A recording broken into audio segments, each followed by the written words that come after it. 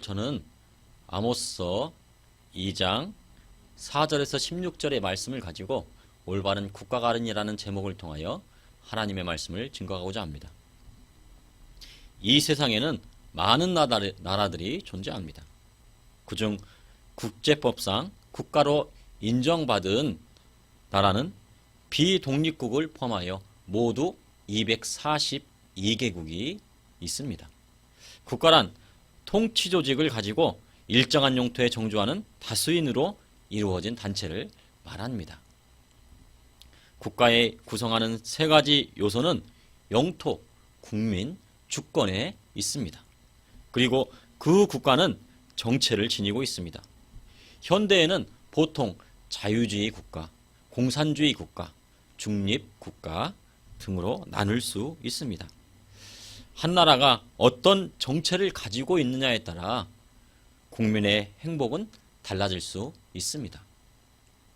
성경에는 이스라엘 자손들이 사사시대를 거쳐 백성 가운데 왕을 세워 강력한 국가를 세우기를 원했습니다. 비록 사울왕을 세웠지만 그는 하나님의 통치를 인정하지 않고 자신이 직접 나라를 통치했습니다. 그러나 다윗은 사울을 이어 이스라엘이 왕으로 세워졌지만 하나님의 통치를 인정하고 나라는 태평성대를 누렸습니다. 세계의 많은 나라들 중에서도 그 나라의 건국 기초가 어땠느냐에 따라 그 나라의 흥망성쇠도 달라졌습니다. 청교도 정신으로 건립된 미국은 국제사회에서 다른 국가를 압도하는 힘을 가진 패권 국가가 되었습니다. 그러나 김일성 주체사상을 가지고 세워진 북한은 세계 최고의 빈민국으로 전락하고 말았습니다.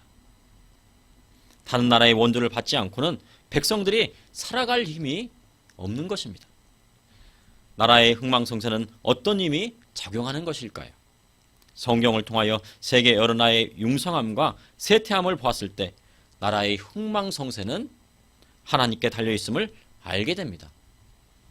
오늘 본문 아모스서를 통하여 잘못된 국가관이 나라를 멸망으로 이끌 수 있다는 것을 보게 됩니다. 이 말씀을 통하여 이 시대에 무엇이 올바른 국가관인지 하나님의 말씀을 통하여 조명해 보고자 합니다. 첫째, 올바른 국가관이란 하나님의 말씀을 따라야 행하는 것입니다. 이스라엘은 솔로몬의 범죄로 인하여 남유다와 북이스라엘로 나누어지게 됩니다. 남유다는 르호보암이, 북이스라엘은 여로보암이 왕이 되는데 남유다는 다윗의 자손인 한 줄기에서 왕이 나오고 북이스라엘은 여러 왕조가 바뀌면서 통치하게 됩니다. 북이스라엘의 일대왕 여로보암은 솔로몬의 신하였습니다. 그런데 북이스라엘의 왕이 되게 됩니다. 그런데요, 그는 금송아지 정책을 사용하였습니다. 그가 북이스라엘의 왕이 되자 하나님의 말씀대로 행하지 아니하였습니다. 하나님께서는 예루살렘 성전에서 예배하라고 말씀하셨는데 그는 그것을 지키지 않고 백성들이 남유다로 내려가서 예루살렘 성에 가서 예배와 절기를 지킬까봐, 그리고 백성들의 마음이 빼앗길까봐 단과 베델에 금송아지를 세워놓고 그것이 하나님이라고 하며 그것을 섬기라고 말하였습니다. 그런데 그러한 나쁜 전통이 아모스가 활동했던 시대에 북이스라엘의 여로보암 2세까지 미치게 됩니다. 여로보암 2세는 북이스라엘의 일대왕 여로보암이 아니고 북이스라엘의 제13대 왕입니다. 에우 왕조의 네 번째 왕을 말합니다. 여로보암 1세의 악한 길을 따라갔기에 붙여진 이름인 것입니다. 아모스는 남유다 출신으로 남유다의 16대 왕 우시야 BC 791년부터 739년, 북이스라엘의 13대 왕 여로보암 2세 BC 793년에서 753년에 하나님의 부르심을 받아 활동한 선지자입니다. 그런데 성경에서는 지진 전 2년이라고 기록하고 있습니다. 이 당시 팔레스타인 지역에는 아주 큰 지진이 있었다는 고고학자들의 증언이 있습니다. 이때 하나님의 말씀이 아모스 선지자에게 임합니다. 이러한 지진을 기록한 것은 하나님의 심판이 경중을 나타내기 위함이었습니다. 아모스의 직업은 남유다 베들레헴 남쪽 10km 지점에 위치해 있는 해발 1000m에 가까운 고지 드고아의 목자입니다. 그곳에 나오는 목자 노케드라는 단어는 소규모의 목축업을 나타내는 것이 아니라 10만 마리 정도의 양이나 소를 키우는 목자를 말합니다. 그는 부유한 목자였습니다. 아모스 8장 14절에 아모스가 아마시아에게 대답하여 이르되 나는 선지자가 아니며 선지자의 아들도 아니라 나는 목자요 뽕나무를 재배하는 자로라 라고 자신을 소개하고 있습니다. 이곳에서 뽕나무는 삭개오가 올랐던 돌 무화과 나무로 높이가 12m나 되며 그 열매는 가난한 자들이나 가축의 사료로 사용하였습니다. 아마도 이 열매를 이용하여 대규모 목축업을 하였을 것입니다. 그런데 하나님께서는 제사장도 아니요 제사장이나 선지자의 아들도 아닌 단순한 목자를 사용하십니다. 그리고 하나님께서는 아모스에게 자기의 나라인 남유다도 아니요 북이스라엘에까지 가서 하나님의 말씀을 선포하라고 말씀을 하십니다. 이것은 그 당시에 종교 지도자들이 얼마나 부패했는지 잘 나타내는 부분입니다. 하나님께서 쓰실 만한 지도자가 없었던 것입니다. 이러한 것을 볼 때 평신도를 사용할 수밖에 없었던 하나님의 마음을 엿볼 수 있는 것입니다. 이 시대에도 마찬가지로 많은 주의 종들이 외치지 못하고 있습니다. 그러므로 하나님께서는 평신도를 통하여 일하시기를 원하십니다. 한 목사님께서 이렇게 말씀하셨습니다. 주의 종은 개와도 같다. 개는 항상 짖어 도둑을 쫓아내고 주인이 주는 것을 먹고 그 주인에게 죽도록 충성한다. 주의 종이 하나님의 정의와 공의를 세상에 선포하지 못하면 그의 사명은 끝이 난 것이나 다름없습니다. 그러므로 주의 종들이 외치지 않는 시대에 아모스와 같이 평시도 선교사들이 많이 일어나 세상을 향하여 외쳐야 하는 것입니다. 특별히 교회에 어떤 지원도 받지 않은 자비랑 선교사들이 많이 필요한 시대입니다. 자신의 재능을 가지고 선교하고 누구의 물질적인 도움도 받지 않기에 하나님의 말씀을 가감없이 선포할 수 있는 것입니다. 아모스 선지자에게 하나님의 말씀이 맞아 그가 외치기 시작합니다. 목자였던 그가 외치기 시작합니다. 아모스 1장 3절에서 2장 3절까지 열국에 대한 심판을 예언합니다. 이스라엘 주변에 있는 나라에 대하여 하나님의 심판이 임할 것을 선포한 것입니다. 대부분의 선지서는 이스라엘의 심판을 먼저고 열국의 심판이 후에 나옵니다. 그러나 아모스는 열국의 심판이 먼저 나오고 후에 이스라엘의 심판을 선포하였습니다. 또한 아모스는 하나님께서 주신 예언을 문서로 기록한 최초의 문서 예언자입니다.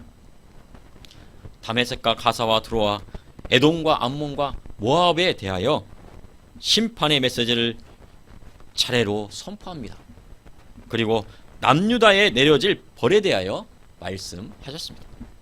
남유다의 죄는 하나, 율법을 멸시한 죄, 둘은 율례 즉 율법 중에서 의식과 관계되는 규범을 지키지 않은 죄, 셋은 거짓에 미혹된 죄입니다.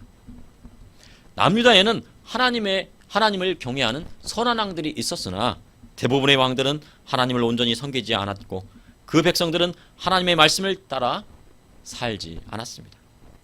하나님께서는 이스라엘 백성에게 모세의 율법을 주셨음에도 그것을 행하지 않은 것입니다. 하나님께서는 십계명에 안식일을 거룩히 지키라고 말씀하셨습니다.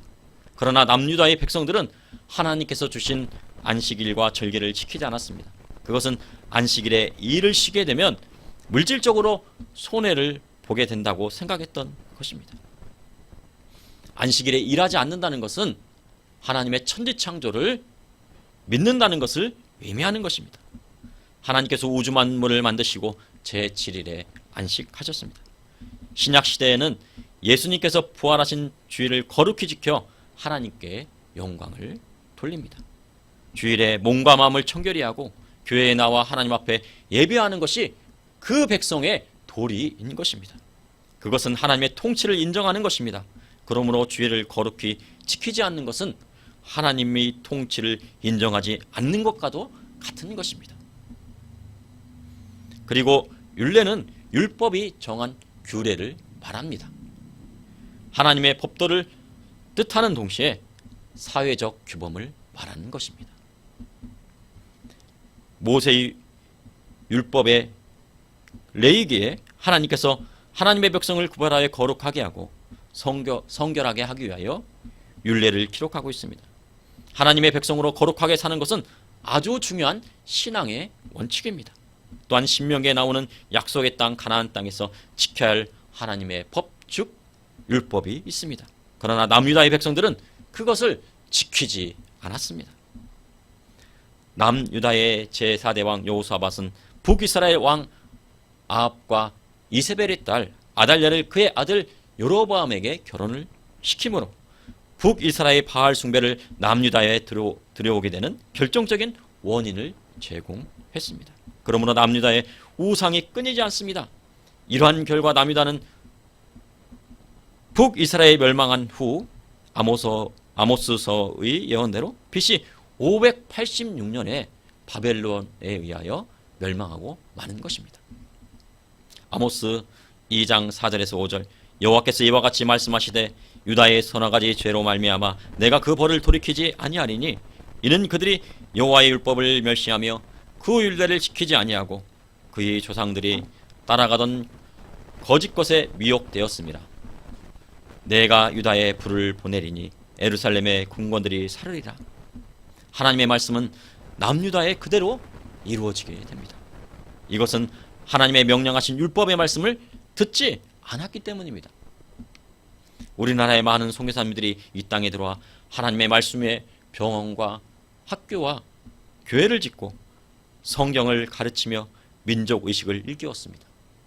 그리고 3.1운동에 많은 기독교인들이 추측을 이루었고 선교사님들은 기적같이 부흥하는 교회를 보며 미국 정부의 우리나라의 독립을 끊임없이 얘기하였습니다. 광복 후 우리나라는 대한민국 정부가 수립되고 첫 개헌국회에서 감리교 목사님께서 기도로 이 나라의 국회가 시작되고 이 나라가 시작된 것입니다.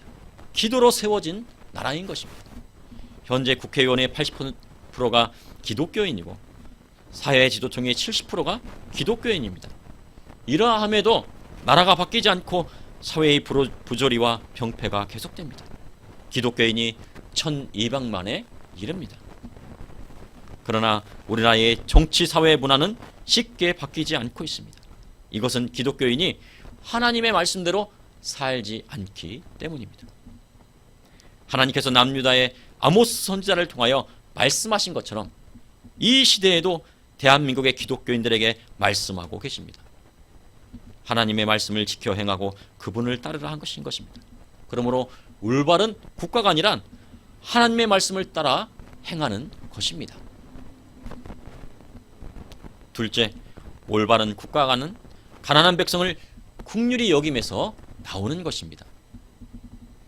하나님께서는 열국의 심판을 말씀하시고 남유다의 멸망을 말씀하셨습니다. 그리고 끝으로 북이스라엘 심판을 말씀하셨습니다.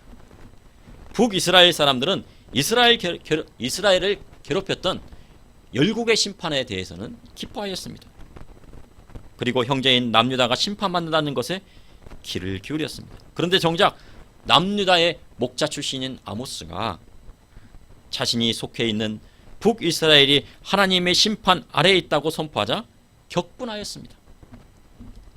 북이스라엘 여로보암 2세가 통치하던 때 이스라엘은 정치적, 경제적으로 아주 번영한 시기였습니다.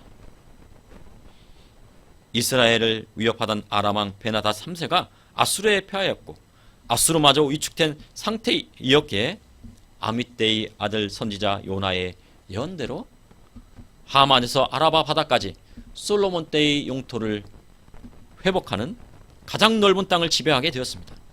또한 무역을 통해 많은 부를 축적하게 되었으니 부러울 게 없었을 것입니다. 지금 이 시대와 같이 부러울 것이 없었을 것입니다. 정치, 군사, 경제, 문화 등으로 북이스라엘의 최고의 황금기를 가지고 왔습니다. 그런데 아모스 선지자가 나타나 이러한 북이스라엘을 하나님께서 심판하실 것을 선포한 것입니다. 이러한 북이스라엘 경제적인 번영은 사회적, 종교적인 극심한 부패를 가지고 왔습니다. 아모스 2장 6절 여호와께서 이와 같이 말씀하시되 이스라엘의 서너 가지 죄로 말미암아 내가 그 벌을 돌이키지 아니하리니 라고 말씀하셨습니다. 북이스라엘의 죄는 하나는 사회 정의의 상실과 부자들의 탐욕, 둘은 가난한 자에 대한 학대와 성적 문란, 셋은 착취와 우상 숭배의 문제였습니다. 북이스라엘의 왕과 귀족들은 얼마나 호화로운 생활을 했는지 상아로 만든 겨울궁과 여름궁을 만들어 자신들의 부귀를 자랑했습니다. 그리고 사회의 지도층들이 상하상에 눕고 침대에서 기지개를 켰습니다. 그리고 다 자라지 않은 어린 양과 송아지를 잡아먹고 악기를 제조해서 하나님을 찬양하지 않고 자신들의 향락을 위하여 사용했습니다. 또한 절기 때나 먹는 포도주를 대접으로 마셨습니다. 백성들은 그것을 마실 수가 없었습니다. 너무나도 귀한 포도주이기 때문에 그렇습니다. 그래서 절기 때 마셨는데 사회 지도층들은 그것을 대접으로 마시고 귀한 기름을 몸에 발랐습니다. 이러한 북이스라엘 사회 지도층인 부자들은 은을 받고 의인을 팔았습니다. 의인들은 이러한 잘못된 것을 그 사회 지도층에 이야기를 했던 것입니다. 그러나 그들은 의인들을 은을 받고 팔아서 감옥에 넣었습니다. 가롯 유다가 예수님을 은 30에 판 것처럼 꺼리낌 없이 의인을 판 것입니다. 하나님의 말씀대로 옳은 말을 하는 자를 핍박하고 감옥에 넣는 것은 은을 받고 의인을 파는 것과도 같은 것입니다. 또한 가난한 자를 신발 한 켤레를 받고 팔았다는 것은 그만큼 가난한 자를 학대하였다는 증거입니다. 북한 동포들이 탈북하면 중국에서 그 여성들을 아주 싼 값에 팔아버린다고 합니다. 그러면 아주 힘없는 여성들은 인신매매를 당하여 노예살이를 하게 되는 것입니다. 그러한 북한 동포들이 한둘이 아닙니다. 가난한 자를 압제하는 것은 하나님께서 미워하시는 일입니다. 아모스 2장 7절 힘없는 자의 머리를 티끌 먼지 속에 발로 밟고 연약한 자의 길을 굳게 하며 아버지와 아들이 한 젊은 여인에게 다녀서 내 거룩한 이름을 더럽히며 모든 제단 옆에서 전당 잡은 옷 위에 놓으며 그들이 신전에서 벌금으로 얻은 포도주를 마심이니라. 이곳에서 전당 잡은 옷은 가난한 자가 낮에는 옷으로 밤에는 이불로 사용하는 것으로 이 가난한 자들은 평생에 이 겉옷 한 벌밖에 없습니다. 그런데 이것을 비록 전당 잡았다 할지라도 해지기 전에 돌려주라고 출애굽기 22장 26절에서 27절로 말씀하고 있습니다. 그런데 이 당시 부자들은 전당 잡은 옷을 제사나 술자리에서 깔고 앉거나 종교적 음란 행위에 사용하였습니다. 음란 행위에 그 자리로 사용한 것입니다. 북이스라엘 사람들은 하나님을 믿는다고 하면서 하나님께서 원하시는 거룩한 삶은 살지 않은 것입니다. 내게 나온 하나님의 말씀을 지키지 않은 것입니다. 야고보서 1장 27절에 하나님 아버지 앞에서 정결하고 더러움이 없는 경건은 곧 고아와 과부를 그 환난 중에 돌보고 또 자기를 지켜 세속에 물들지 아니하는 그것이니라. 그리스도인이 가져야 하는 경건은 가난한 자를 긍휼히 여기고 고아와 과부를 환난 중에서 돌보는 것입니다. 가난한 자를 긍휼히 여기는 나라를 하나님께서 굳게 세워주시고 그의 말씀을 따라 고아와 과부를 돌보는 자에게 하나님의 심판에서 돌이키시는 것입니다. 나라가 잘되기 위해서는 땀 흘려 일하는 사람이 잘 사는 나라가 되어야 합니다. 북이스라엘의 지도층은 땀 흘려 일하는 가난한 백성들에게 높은 세금과 이자를 부과했습니다. 가난한 백성들이 아무리 열심히 해도 빚을 갚을 수 없는 지경에 이르자 부자들은 가난한 자를 신발 한 켤레의 값에 팔고 하나밖에 없는 고돈마저도 전당 잡고 빚을 갚을 때까지 돌려주지 않았던 것입니다. 이 시대에도 마찬가지입니다. 사람이 살아가는데 필요한 의식주의 문제가 투기의 목적으로 사용되고 있습니다. 이것은 가난한 서민을 압제하는 것이고 하나님께서 지극히 미워하시는 것입니다. 성경의 말씀과 같이 땀 흘리는 자가 잘 살고 부모를 공경하는 자가 땅에서 잘 되고 고아와 가부를 돌보는 자가 축복을 받고 하나님의 말씀이 국가 위의 통치 이념으로 자리 잡을 때 그 나라가 전 세계의 패권 국가가 되는 것입니다. 또한 그리스도는 음란을 멀리하는 것입니다. 북이스라엘이 우상 숭배와 음란은 항상 같이 다녔습니다. 아버지와 아들이 한 젊은 여인에게 다녀갔다는 것은 그 시대에 얼마나 성적인 타락이 극심했는지 보여주는 단편적인 예입니다. 우상 숭배하러 갔다가 그곳에 음란 행위를 하고 아버지가 거기서 우상 숭배하러 갔다가 음란 행위하고 아들이 또 가서 또 음란 행위를 한 것입니다. 우상 숭배하러 갔다 음란의 죄에 빠지게 된 것입니다. 이 시대에도 가정이 무너지고 하나님 앞에 순결을 지키지 못하는 경우를 보게 됩니다. 또한 각종 매체에서 또한 인터넷을 통하여 음란 영상들이 넘쳐나는 것을 우리가 보게 됩니다. 그리스도인은 그것을 멀리하고 주님 앞에 순결한 신부가 되어야 하는 것입니다. 북이스라엘에는 우상 숭배가 가득하였습니다. 아모스서 4장 4절에서 5절에 너희는 베델에 가서 범죄하며 길갈에 가서 죄를 더하며 아침마다 너희 희생을 3일마다 너희 11조를 드리며 누룩 넣은 것을 불살라 수은제로 드리며 낙헌제를 소리내어 선포하려무나 이스라엘 자손들아 이것이 너희가 기뻐하는 바니라 주 여호와의 말씀이니라. 북이스라엘 백성들이 하나님을 섬기지 않은 것이 아닙니다. 열심히 섬겼습니다. 그러나 그것은 진정으로 야훼 하나님을 섬긴 것이 아닙니다. 북이스라엘은 야훼 하나님을 믿는 신앙을 혼합 종교로 만들어버렸습니다. 베델의 여로보암 1세가 만들어 놓은 금성아지를 보며 하나님이라 하고 그 앞에서 희생 제사를 드리고 11조를 바쳤습니다. 바알을 하나님이라 하고 아세라를 하나님의 아내라 하여 수은제와 낙헌제를 드린 것입니다. 그리고 그곳에 구원이 있다고만 합니다. 이것은 크게 잘못된 것이요 하나님 앞에 죄악인 것입니다. 이 시대에도 인생의 성공이 구원이고 돈이 최고의 목적인 만몬신을 섬기면서 하나님을 잘 섬겼다고 말하는 사람들이 있습니다. 또한 종교다원주의를 논하는 주의 종들이 있습니다. 그것은 크게 회개하고 돌이켜야 할 일인 것입니다. 아모스 선지자는 그러한 자에게 하나님의 심판이 있음을 분명히 선포하였습니다. 구원은 오직 예수 그리스도 한 분밖에는 없는 것입니다. 우리 하나님께서 구원받은 다른 이름을 주신 적이 없습니다.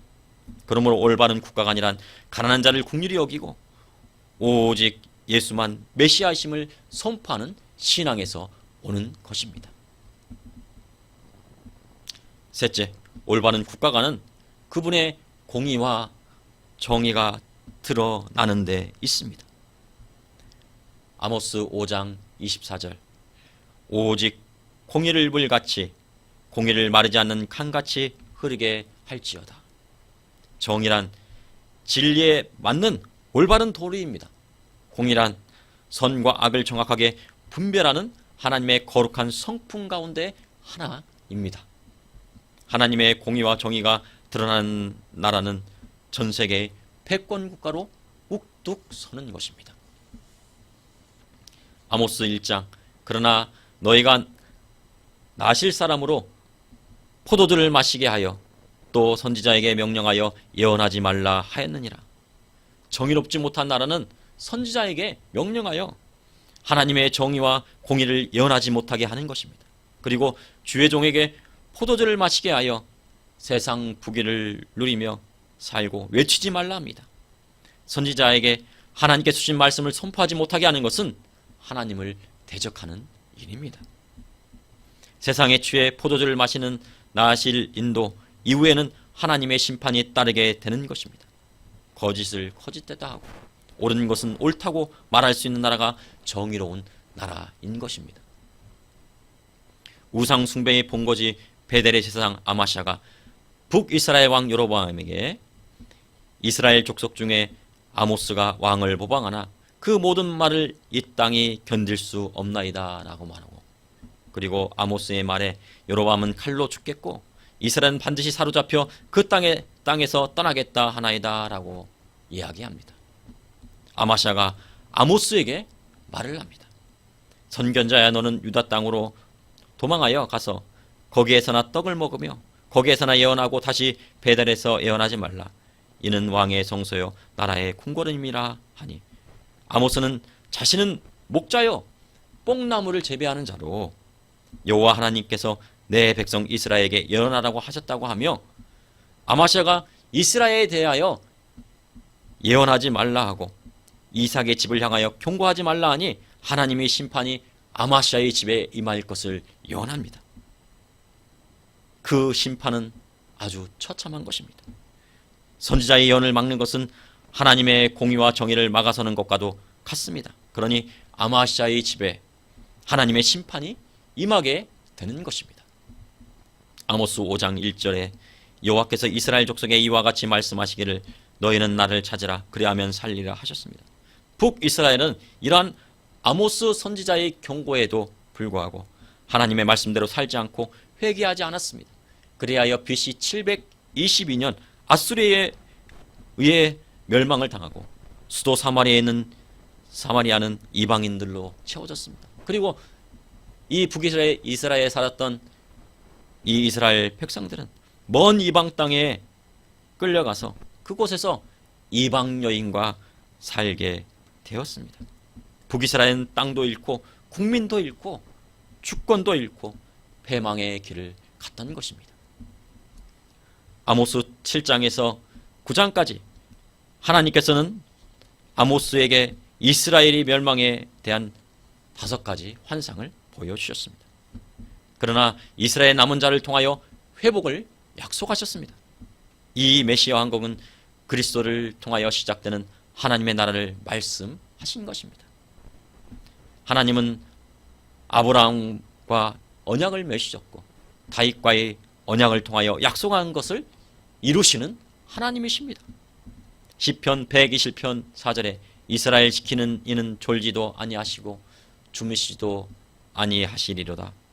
에레미야 33장 2절에 일을 행하시는 여호와 그것을 만들며 성취하는 여호와 그의 이름을 여호와라 하는 이가 이르시되, 아모스 9장 11절에 그날에 내가 다윗의 무너진 장막을 일으키고 그것들의 틈을 막으며 그 허물어진 것을 일으켜서 옛적과 같이 세우고, 14절에서 15절에 내가 내 백성 이스라엘에 사로잡힌 것을 돌이키리니 그들이 황폐한 성읍을 건축하여 거주하며 포도원들을 가꾸며 그 포도주를 마시며 과원들을 만들고 그 열매를 먹으리라. 내가 그들을 그들의 땅에 심으리니 그들이 내가 준 땅에서 다시 뽑히지 아니하리라.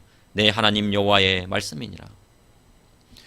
하나님의 심판으로 한 국가가 멸망에 이름에도 하나님께서는 새로운 희망을 보여주신 것입니다.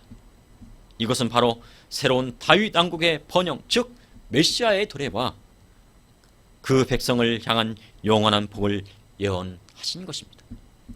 그러므로 올바른 국가가 아니란 하나님의 공의와 정의가 드러나는 것을 뜻하는 것입니다. 그분으로 말미암아 하나님의 나라가 이 땅에 임하게 되는 것입니다.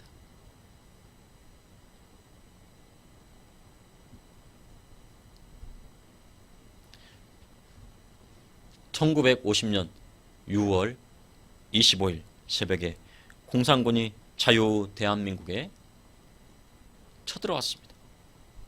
미국의 트루먼 대통령은 휴가 중에 토요일 저녁 9시에 책을 읽던 도중 그 소식을 전해 들었습니다. 그런데 그 읽던 책의 내용이 무엇이냐면 작은 것을 막지 않으면 나중에 큰 것이 온다고 하는 것입니다. 작은 전쟁을 막지 않으면 큰 전쟁으로 도약을 될 수 있다고 하는 것입니다. 이 6.25 전쟁은 미국에는 아주 작은 전쟁이었습니다. 미국은 2차 세계대전을 끝낸 지 얼마 되지 않았습니다. 그런데 다시 전쟁을 일으키고 이것이 또 3차 대전으로 간다고 하면 미국에는 부담이었습니다. 그러나 트루먼 대통령은 그 다음날 워싱턴으로 가서 비상회의를 소집하고 한국전쟁에 미군과 유엔군을 파병할 것을 결정합니다. 1950년 이후 미국의 모든 대통령과 친분을 유지해온 빌리 그레함 목사님은 한국전쟁이 발발하자 트루먼 대통령에게 존버를 쳐서 공산 침략자에 대한 강력한 대처를 요구하였습니다. 존버의 내용은 이렇습니다. 수백만 미국 국민들은 하나님께서 작금의 위기 상황에 대처하는 대통령에게 지혜를 주시리라고 기도하고 있습니다. 지금 공산주의에 대해 강력하게 대처하십시오. 남한에는 인구 비례로 보아 세계 어느 곳보다 더 많은 기독교인들이 살고 있습니다. 우리는 그들이 쓰러지도록 방치할 수 없습니다. 한 국가의 흥망성쇠는 하나님의 손에 달려 있는 것입니다. 그때 트루먼 대통령이 우리나라에 미군을 파병하지 않았다면, 유엔군이 들어오지 않았다면 우리나라는 공산국가가 될 수밖에 없었을 것입니다. 또한 우리나라에는 기독교가 사라졌을 것입니다. 기독교인이 다 순교하고 또한 끌려가고 또한 교회가 세워질 수 없었을 것입니다. 그러나 하나님의 은혜로 지금의 우리가 이러한 번영을 누리고 또한 교회가 세워진 것입니다. 우리나라의 발전도 하나님의 뜻 안에 있는 것입니다. 그리스도인에게 올바른 국가관은 하나님의 말씀에 세워질 때 가치가 있는 것입니다. 또한 가난한 자들을 긍휼히 여기고 고아와 과부를 보호하고 백성들이 편안하게 하나님을 섬길 수 있는 나라가 될 때 그 사회에는 정의가 넘쳐나는 것입니다. 그러므로 그리스도인은 하나님의 공의와 정의가 이 땅 가운데 넘쳐나길 세상에 담대히 외쳐야 하는 것입니다. 그래야 할 때 하나님의 나라가 이 땅 가운데 임하시고 하나님을 참되게 예배할 수 있는 자유를 얻게 되는 것입니다.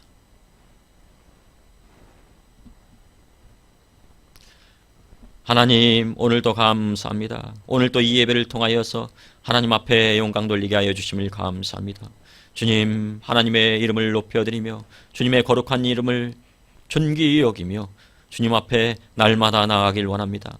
오늘 말씀을 통하여서 주님, 이 나라의 흥망성쇠도 하나님의 손에 달려있음을 깨닫게 되었습니다.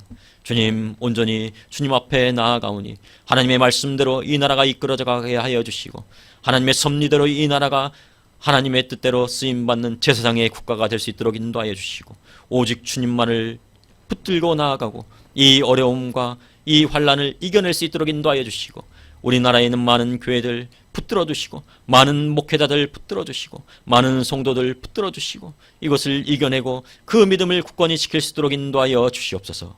예수님의 이름으로 기도드립니다. 아멘.